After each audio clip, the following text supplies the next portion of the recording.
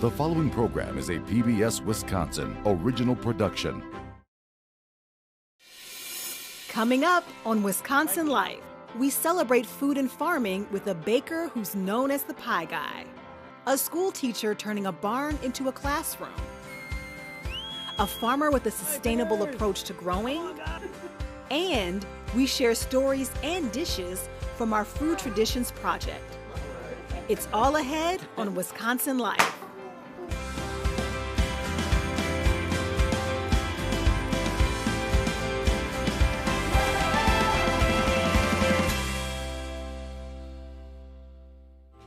Funding for Wisconsin Life is provided by Lowell and Mary Peterson, Alliant Energy, Stanley J. Cottrell Fund, American Transmission Company, Focus Fund for Wisconsin Programs, and Friends of PBS Wisconsin. Hi, and welcome to Wisconsin Life. I'm Angela Fitzgerald. Farmers markets are a staple in Wisconsin, and we're here at the Eastside Farmers Market in Madison to see what this one is all about. Located in McPike Park in the heart of Madison's Isthmus, this market is held on Tuesday evenings from April through October. With the goal of bringing fresh produce to a busy neighborhood, offerings are seasonal. This week's harvests are plentiful with fruits, veggies, as well as other culinary delights. It's a way for growers to connect directly with the people they serve, and a way for folks to enjoy fresh foods. And it's all local, Wisconsin homegrown. We'll get a chance to check out some fresh produce, meet some farmers, and maybe have a taste test or two. Before that, let's dig into our first story. We go to Milwaukee, where a baker known as the Pie Guy is creating tasty treats.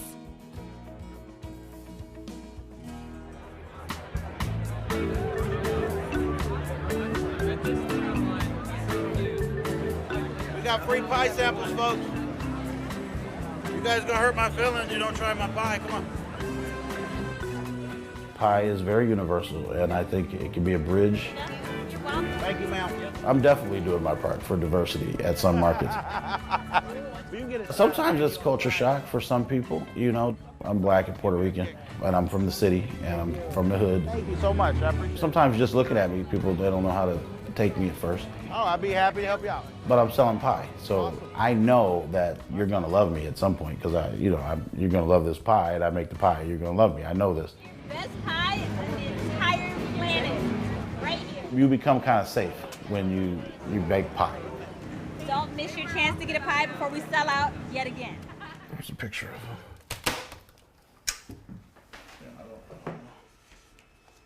I've got two brothers. One is 3 years older, one's 3 years younger, and so I was the middle child.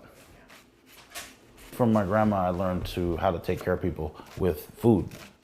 She would cook for about 34 people every Thanksgiving.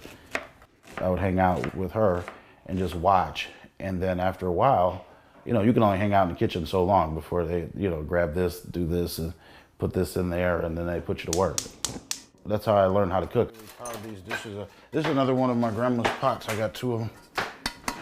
Literally, the business was built in that pot. That was the pot I used to even cook sweet potatoes and do whatever. She passed, and I always felt that she's with us anyway. But she has to know that I'm selling pie. She has to know that.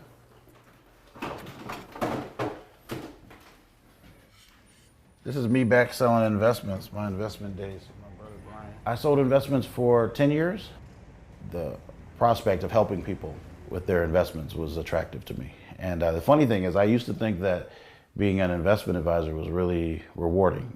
And it is, but it's nothing compared to somebody gets one forkful of pie.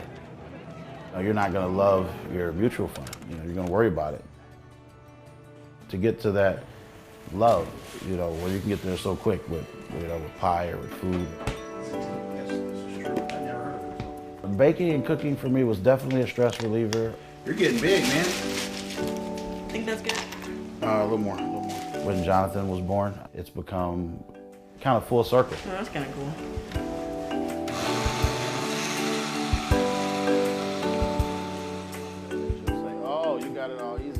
I had already had thoughts of starting a pie business down the road. I was in an Asian grocery store and I discovered these Okinawan purple yams. And then one day a light bulb went off, like, wow, I bet I could make a pretty mean sweet potato pie. Fortunately, I was out of work. I had been out of work for quite some time. I got to the point where I wasn't gonna ask anybody else for a job. I just needed to figure out what was next. And we went and got a couple dozen eggs and got started.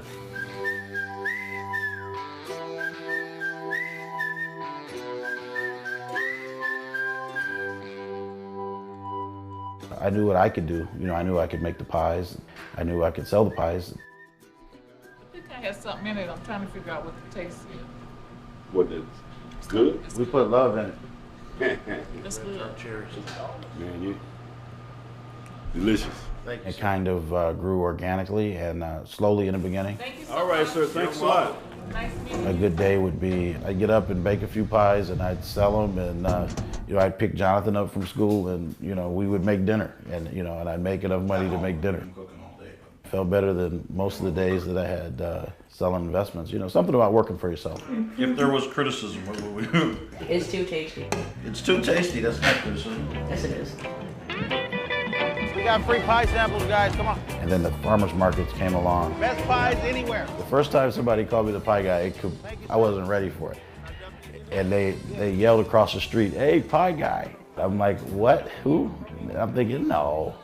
And then pretty quickly, I love it now. It's awesome, you know, to be recognized for something that you do. But when someone genuinely takes a bite and they're like shocked that it's that good, that's the best praise you can get. You know, a pie can remind you of your grandma. It can bring a warm feeling back, and that is very necessary. It's not a necessity, but it's close. We're now off to Medford, where a school teacher is getting students away from their desks and onto the farm. Main Street in Medford looks like many rural communities. Home to the Taylor County Courthouse, and is surrounded by farm country. Medford is fairly rural. So maybe it's not surprising when you walk into Lisa Kopp's high school class that you find this. If you have a chick right now, can you perch it on your finger? You can see how they have the desirable instinct to just want to perch. I did not grow on a farm. Ever since I was little, I had a really big passion for animals. Chicks are flock animals, right? It's a passion Lisa passes on to her students, and most of them didn't grow up on a farm either.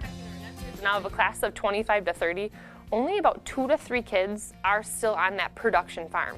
So youth, even in this rural community, are almost 2 generations removed from that farm. Putting these kids back on the farm is just steps away from their traditional classroom. All right, hey you guys, let's go to the barn. It's a really fun thing to be able to come to school and know that, hey, you're going to the barn today.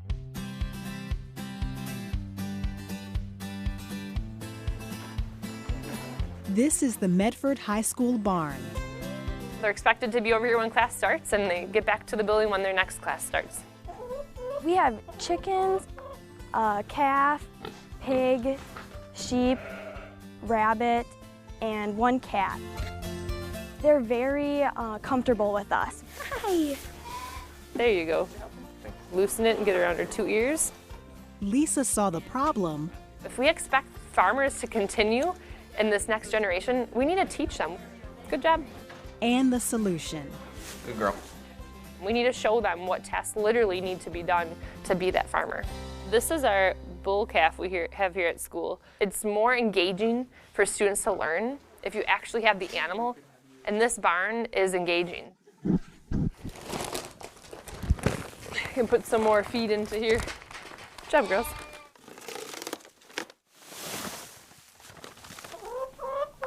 They have to collect eggs every day. Chickens, they lay eggs about every 2 days, and we need to go collect those. We sell those at school. They get a grade for doing chores. It's part of their class expectations that they wear rubber boots and they get in there and use a pitchfork, and they feed them, they water them, they move them around, they lead them.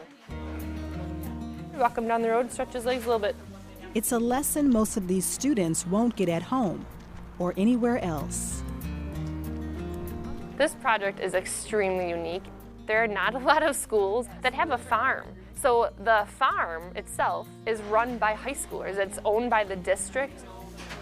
As the number of Wisconsin farms continues to dwindle, Lisa sees this hands-on classroom becoming all the more important. And just get used to that being on your head. Yep, so if you want to put it on your feet. We consume vegetables, we consume meat, and do you know where your meat's coming from?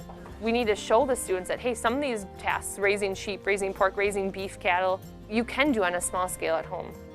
So this is Marvin. He's a red and white Holstein, and he is growing really well. There are so many life lessons that can be learned on a farm setting, and I'm trying to replicate that farm setting here in this school farm. If one barn is good, 2 barns must be better. We're building a new barn where my classroom will be next year. So we're gonna have to already expand the barn that we just finished building because of the student numbers going up and the demand for another ag teacher. And can you see how over time now the lamb, is kind of getting it, learns to not fight it, it's relaxing a little bit more. Lisa sees it as securing the future for farming and the community that rallied around her dream. Oh my gosh, the Medford community has been so helpful. And they do see the need for this education because a lot of the youth are not on the farm. They're not thinking of these career paths in their future. I actually donated 6 pigs to this project because I feel strongly about it. I'm really happy that she made it happen. She's such a huge role model. It's for our next generation, and if we don't show them how to do these things, they're not going to do it. All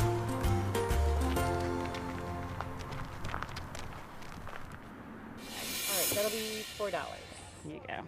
Thank you. Thank you. I'm here at the Eastside Farmers Market, checking out all the tasty treats and even meeting a few of the growers. Fresh foods, homemade products, and tasty cheeses.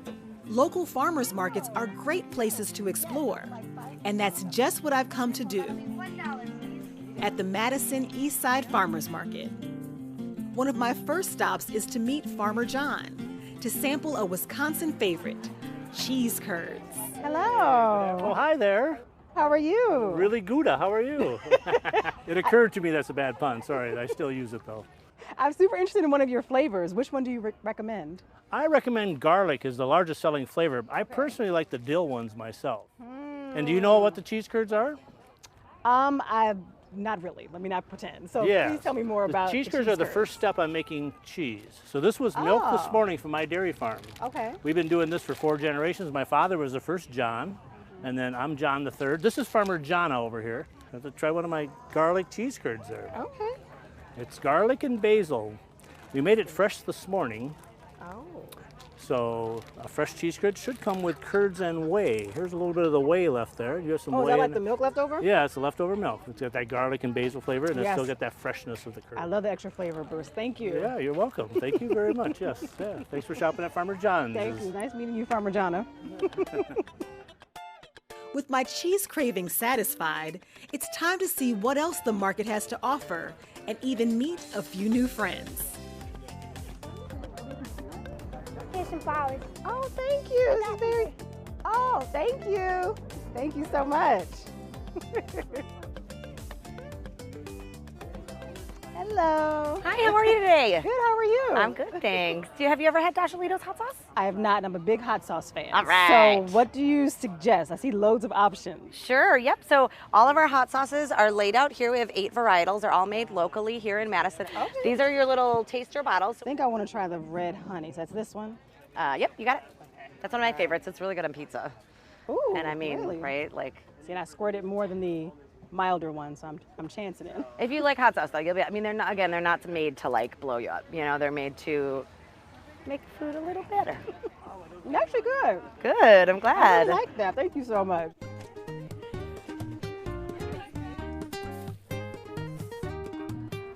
Hello. Hello. How are you? Good.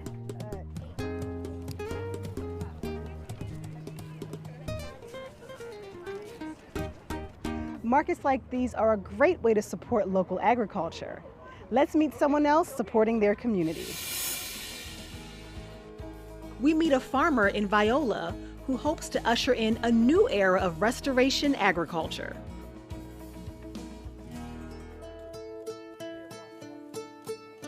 Within 10 days, we'll be picking every single day, about 6 weeks. As a farmer, Mark Shepard appears hard to pin down. We have 4 different spots where springs have started again. He's obviously not growing acres of corn and soybeans, and while he grows asparagus, he only has a few rows. We started out 20 years ago with what's called alley cropping, where you grow a row of trees between your fields. He grows hazelnuts and chestnuts, so you could call him a nut farmer. But that's only part of the story. He's also growing apples, pears, berries, mushrooms, and a dozen other crops. Hi, piggers! Come on, guys! I'm passionate about the woods and trees and plants and animals and all that. How you doing, piggers? Mark Shepard sees himself as a farmer for a new era of restoration agriculture. Why should we work and spend money and inputs and resources trying to keep something alive that wants to die? And why are we trying to kill that stuff that wants to live? Why don't we figure out how to farm the stuff that wants to live and keep improving that system as it goes along? Wow, that's good. New Forest Farm near Viola is living proof of Mark's hypothesis that you don't need big tractors and chemicals to grow enough food to feed the world. How do we get those same staple foods for the human race while not destroying ecosystems but actually restoring ecosystems? Mark and his wife came here in 1995 from Alaska. It was a farmed out, rocky, barren landscape. Mark's idea was to find species that flourished without help, yet still produced a harvest. He planted apple trees, chestnut trees, and hazelnuts. Then he left them alone.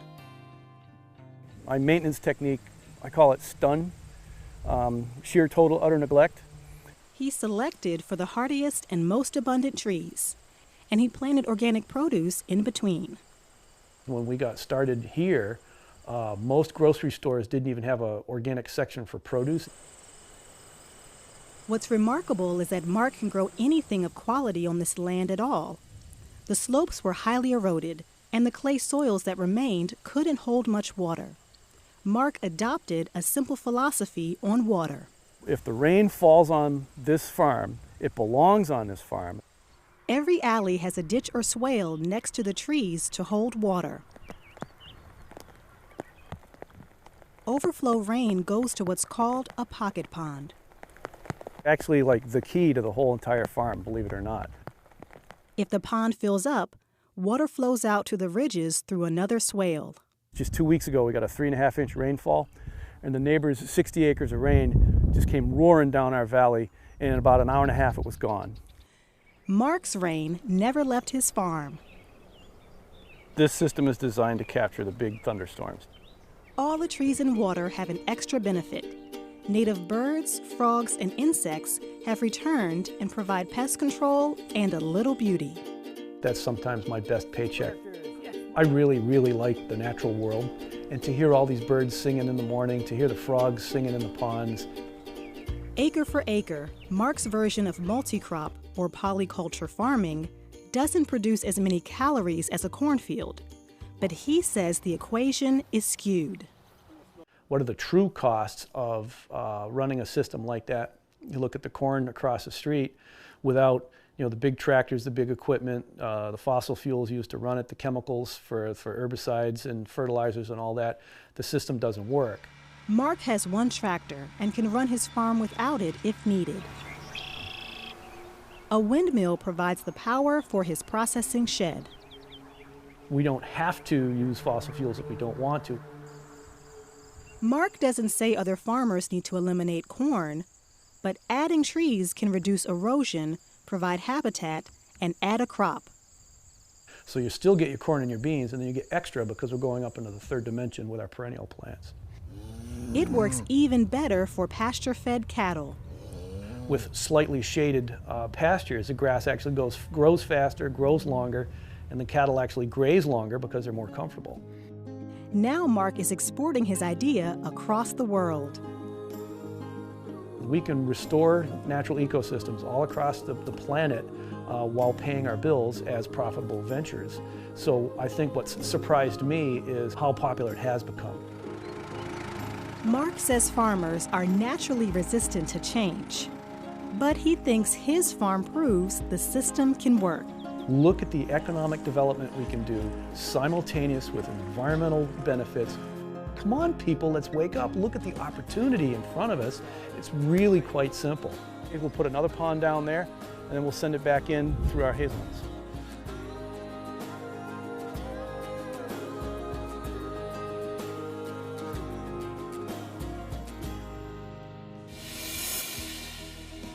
Now we're sharing stories from our Food Traditions series, exploring food and culture in Wisconsin, with a chef from the Ho-Chunk Nation working to honor indigenous foodways.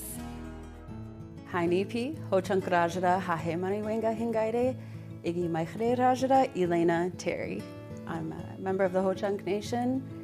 I think as a chef, it's my responsibility to kind of be the last voice of these ingredients and to showcase them in a way that they'll be appreciated and highlight their natural flavors.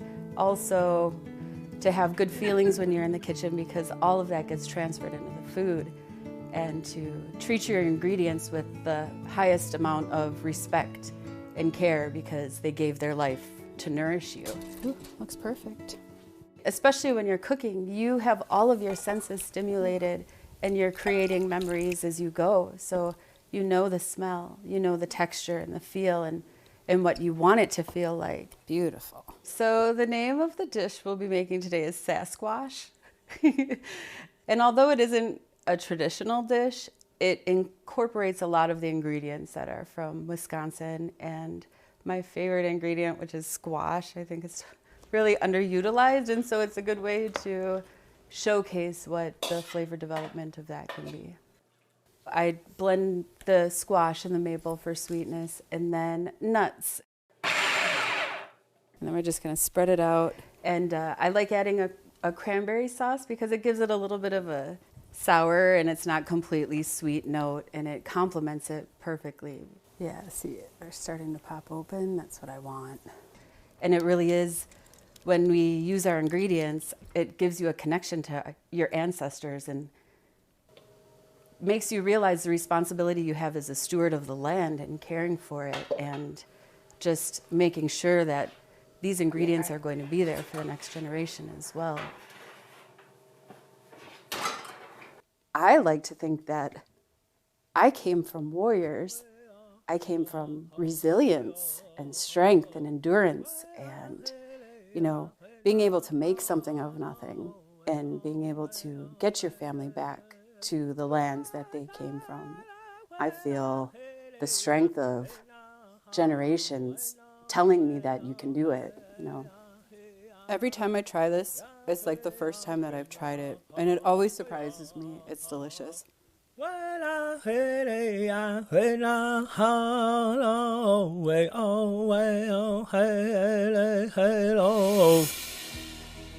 Our last story from our Food Traditions series takes us back to Milwaukee, with an aspiring chef welcoming us into his kitchen to share dishes he lovingly describes as grandmother's food.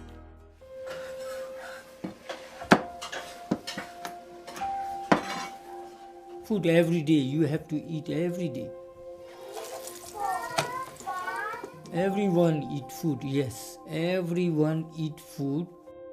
I miss the food I was young.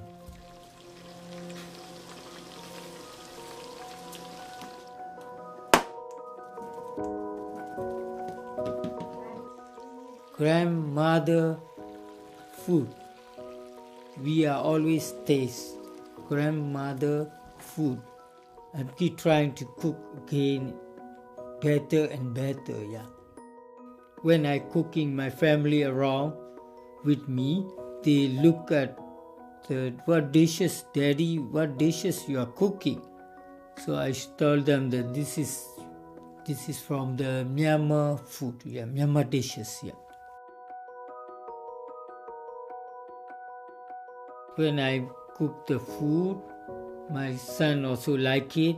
Then my son bigger, he will be remember this is my daddy, always cook for us. Yeah.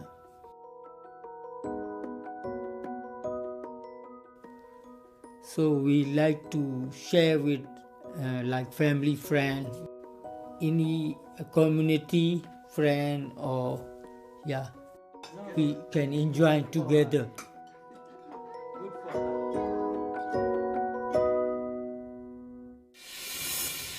I've got my veggies, so it's time to wrap up my trip here at the Eastside Farmers Market. Learn more about the people and places you've seen today at wisconsinlife.org. Send me your favorite farmers market recipes or other stories we can share by emailing stories@wisconsinlife.org. While there, check out the Wisconsin Life Food Traditions Project, featuring cooks from around the state, cooking with us and even sharing recipes. I'm Angela Fitzgerald, and this is our Wisconsin Life. Bye.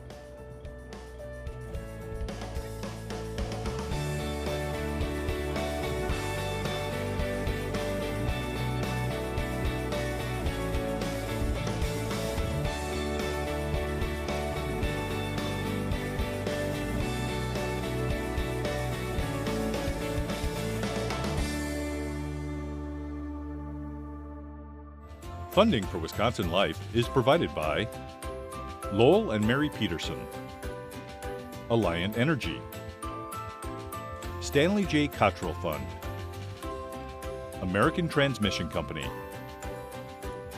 Focus Fund for Wisconsin Programs, and Friends of PBS Wisconsin.